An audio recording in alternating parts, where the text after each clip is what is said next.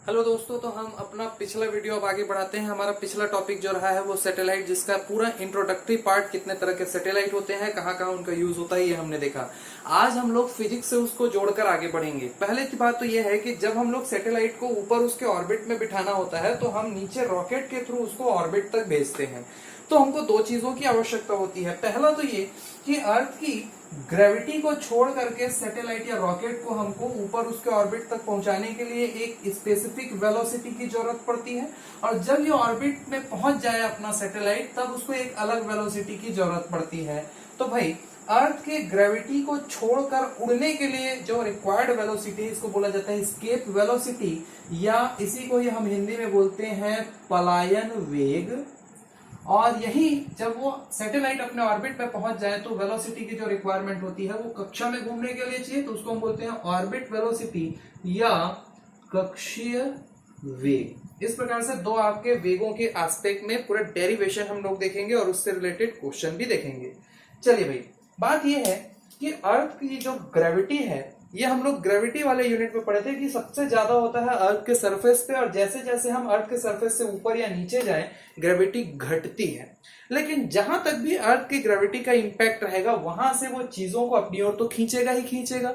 यानी कि इस सैटेलाइट को इस जगह पे फिक्स होने के लिए जो रिक्वायर्ड चीज वो है कि इतना फोर्स बाहर की ओर लगाए जितना आपका जी है।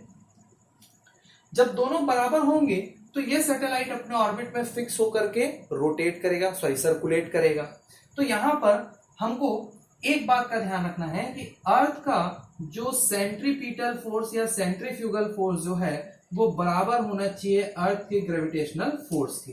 तो देखते हैं भाई, फॉर्मूले के एस्पेक्ट में दोनों ही चीजों को बनाते हैं। तो सेंट्रीफ्यूगल फोर्स जो होता है उसका फॉर्मूला आप लोगों को पता है कि mv² अपॉन आर। यहां पर हम आर किसको लेकर चल रहे हैं, आपके अर्थ के सेंटर से इस आपके सैटेलाइट के बीच के डिस्टेंस को लेकर चल रहे हैं। भाई कारण यह है कि अर्थ का जो आपका रेडियस है और यहां सरफेस से आपका जो इसका डिस्टेंस है, उन दोनों का ही हम लोग आर के कॉन्सेप्ट में यहां पर सॉल्व कर लेंगे। दूसरी चीज ठीक है, एक साथ आर ले रहे हैं हम, चाहे तो इसको ये लिख सकते हैं कि अर्थ का रेडियस आर और जो सरफेस से इस सैटेलाइट का जो हाइट है, इस प्रकार से भी सॉल्व कर सकते हैं, लेकिन हम लोग इसको एक ही आर के एस्पेक्ट में लेकर चल रहे हैं। दूसरा चीज जो आपका ग्रेविटेशनल फोर्स है ये हम ले लेते हैं। भाई ग्रेविटेशनल फोर्स जो होता है क्या है, force is equal to capital G mass of the earth mass of the satellite, ये आपका सैटेलाइट का मास, और रेडियस ऑफ द अर्थ का या दोनों के बीच के डिस्टेंस का स्क्वायर। ये दोनों फॉर्मूले आपने पहले भी देख चुके हैं, ये सर्कुलेटरी मोशन वाले में और ये आपका ग्रेविटेशनल फोर्स में। अब देखिए यहां पर ये जो वेलोसिटी है ये इस ऑर्बिट में घूमने के लिए रिक्वायर्ड वेलोसिटी है, इसी को हम लोग बोल देते हैं वीओ, ऑर्बिट वेलोसिटी।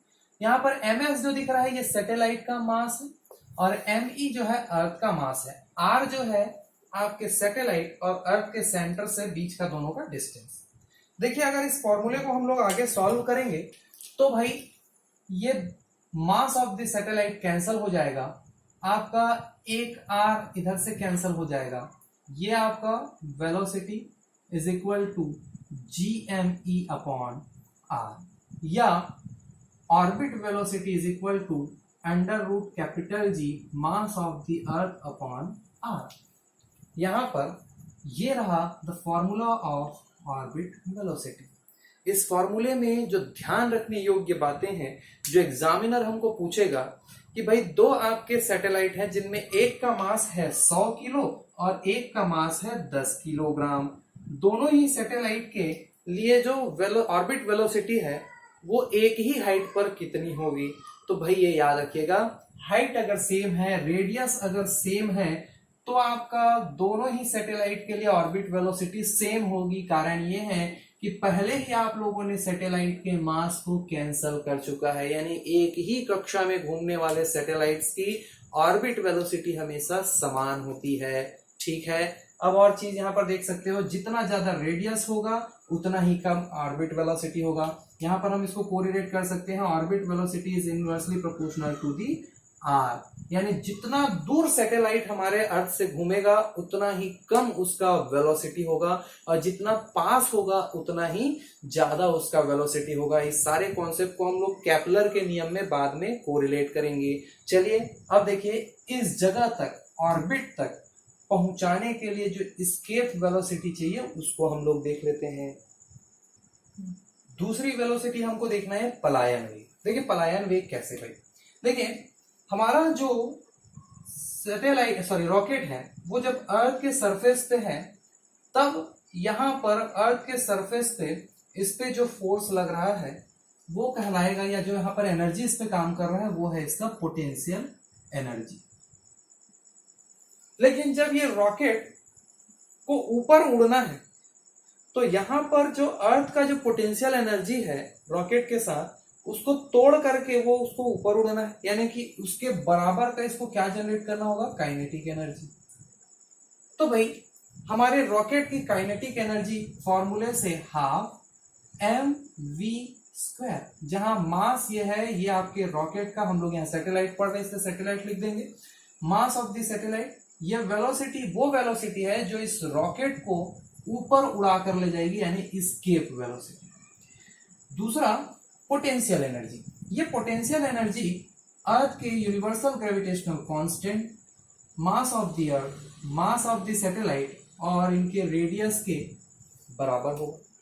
ठीक, याद रहे इस फॉर्मूले को कभी भी आप लोग ग्रेविटेशनल फोर्स से या गुरुत्वीय बल से, गुरुत्वाकर्षण बल से कोरिलेट नहीं करना, ये अलग डेरिवेशन होता है। गुरुत्वाकर्षण बल वाले में r² है, ये अलग डेरिवेशन है। ठीक है, चलिए तो इस फॉर्मूले में अगर आप देखेंगे तो इस फॉर्मूले में आपका मास ऑफ द सैटेलाइट कैंसल हो गया। ठीक, तो ये फॉर्मूला कुछ इस प्रकार से हो जाएगा, half ve² is equal to gme/r। एक चीज का ध्यान रखना, अर्थ का ग्रेविटी नीचे की ओर है, ठीक है, और आपका जो रॉकेट है वो ऊपर की ओर उड़ रहा है, मतलब कि दोनों के डायरेक्शन अलग अलग हैं। तो सॉल्व करते समय इसमें माइनस का सिंबल लगाकर सॉल्व कर ले तो भी चलेगा, ना चाहे तो भी चलेगा, लेकिन मैथमेटिकल डेरिवेशन में माइनस के सिंबल को भूलिएगा नहीं आप। चलिए आगे बढ़ते हैं भाई। यहां पर अब हम लोग इसको लिख सकते हैं, आपका एस्केप वेलोसिटी है 2 इधर चलाएगा, 2gme/r, और ये चला जाएगा अंडर रूट, ये स्क्वायर इधर चलाएगा। तो ये आपका फॉर्मूला आप लोगों को दिखाई दे रहा है एस्केप वेलोसिटी का। जरा यहां पर भी देखिए कि रॉकेट का वजन कितना भी हो, लेकिन उसकी जो एस्केप वेलोसिटी वो फिक्स रहेगी। यदि यहां पर हम इन सभी चीजों की वैल्यू पुट कर दें, मास ऑफ द अर्थ, रेडियस और अर्थ की यूनिवर्सल ग्रेविटेशनल कांस्टेंट की, तो ये वैल्यू आएगा 11.2 किलोमीटर पर आवर। ये जो स्पीड है ये आप लोगों को याद रखना है, सॉरी पर सेकेंड, ये जो स्पीड आप लोगों को याद रखना है, इस वेलोसिटी में आपका सैटेलाइट अर्थ के सरफेस को छोड़ करके ऊपर चला जाएगा। चलिए देखते हैं आगे। देखिए दोस्तों, अभी हम लोगों ने देखा थोड़ी देर पहले, ये तो एस्केप वेलोसिटी, और इससे पहले हम लोगों ने देखा था ऑर्बिट वेलोसिटी। ऑर्बिट वेलोसिटी यानी कि VO is equal to √G mass of the earth upon r, ये था। यदि आप लोग इस फॉर्मूले में देख रहे होंगे तो आपके इस एस्केप वेलोसिटी के फॉर्मूले के इस हिस्से से बहुत ही ज्यादा मैच कर रहा है। तो हम लिख सकते हैं VE इज इक्वल टू √2, ठीक है, और हम इसको तोड़कर लिख सकते हैं √GME/r, या इसको इस प्रकार से भी लिख सकते हैं VE इज इक्वल टू √2, और ये सबका बराबर क्या है, ऑर्बिट वेलोसिटी, यानी कि एस्केप वेलोसिटी ऑर्बिट वेलोसिटी का √2 टाइम्स होता है। या अगर हम लोग इसको मैथमेटिकल डेरिवेशन या परसेंटेज में बता दें तो आपका जो ऑर्बिट वेलोसिटी है उसको अगर हम लोग 41% और बढ़ा दें तो वो क्या बन जाएगा, एस्केप वेलोसिटी बन जाएगा। चलिए दोस्तों, तो ये हमारा ऑर्बिट और एस्केप वेलोसिटी दोनों के फॉर्मूले डिराइव आपने किए हैं, और दोनों में स्पेसिफिकली जो ध्यान रखिएगा कि दोनों ही वेलोसिटी में सैटेलाइट के, रॉकेट के मास का कोई लेना देना नहीं है। यहां पर भी एस्केप वेलोसिटी में भी रेडियस वेलोसिटी के आपका जस्ट क्या होता है, इनवर्सली प्रोपोर्शनल होता है, यानी कि जितना दूर सैटेलाइट को भेजना है आपका, है ना, मतलब सॉरी, सैटेलाइट जितना दूर होगा अर्थ के रेडियस से उतना ही उसकी वेलोसिटी ज्यादा होती है। तो चलिए हम लोग आगे बढ़ते हैं और अगले जो वीडियो में नए टॉपिक के साथ मिलेंगे। नमस्कार।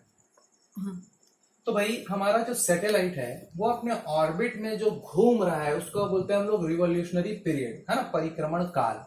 तो किसी भी जो सैटेलाइट है उसका जो रिवॉल्यूशनरी पीरियड जो होता है वो जिस पेरीमीटर में, परिधि में घूम रहा है और उसका ऑर्बिट वेलोसिटी, इन दोनों को डिवाइड करके रेशियो से निकाल सकते हैं।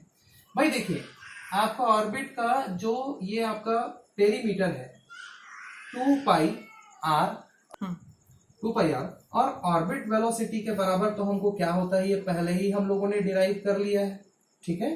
तो यहां पर हम लोग इसको इस प्रकार से सॉल्व कर लेते हैं। तो चलिए भाई ये रहा, अब ये हम लोग इसको लिख सकते हैं 2πr, ये वेलोसिटी की जगह में हम लोग वैल्यू को पुट करेंगे तो ये हो जाएगा हमारा √GME और इधर आ जाएगा √r, या इसी को हम लोग और लिख सकते हैं रिवॉल्यूशनरी पीरियड में 2πr, ये दोनों आपस में मल्टीप्लाई हो जाएंगे तो हो जाएगा 3/2 अपॉन √GME, ठीक। ये रिवॉल्यूशनरी पीरियड को हम लोग टाइम बोल सकते हैं, टाइम है। और आप लोगों को इसी से एक रिलेशन भी देखने को मिलेगा कि जो टाइम है, रिवॉल्यूशनरी टाइम है, ये डायरेक्टली प्रोपोर्शनल है, दिखाई दे रहा है आर के, ठीक है। यानी कि जितना बड़ा रेडियस होगा टाइम इंटरवल उतना ही ज्यादा होगा। यानी कि आपका ये वेलोसिटी का कॉन्सेप्ट हम लोगों ने पहले देखा और अभी हम देख रहे हैं टाइम इंटरवल का, यानी जितना बड़ा रेडियस में आपका सैटेलाइट चक्कर काटेगा उतना ही ज्यादा रिवॉल्यूशनरी टाइम लगेगा। और इसी के रूल को फॉलो करते हुए हमारे केपलर भाई साहब ने आपके उपग्रहों की गति का एक फॉर्मूला दिया था कि जो टाइम इंटरवल का स्क्वायर है वो डायरेक्टली प्रोपोर्शनल होता है उसके रेडियस के क्यूब के। ये फॉर्मूला आप लोगों को याद होगा। तो अगला वीडियो जब हम बनाएंगे केपलर के नियम का, तब इन्हीं सारे आपके सैटेलाइट के मोशन से रिलेटेड फॉर्मूले को थ्योरी में पुट करके उनके 3 नियमों को देखेंगे। नमस्कार।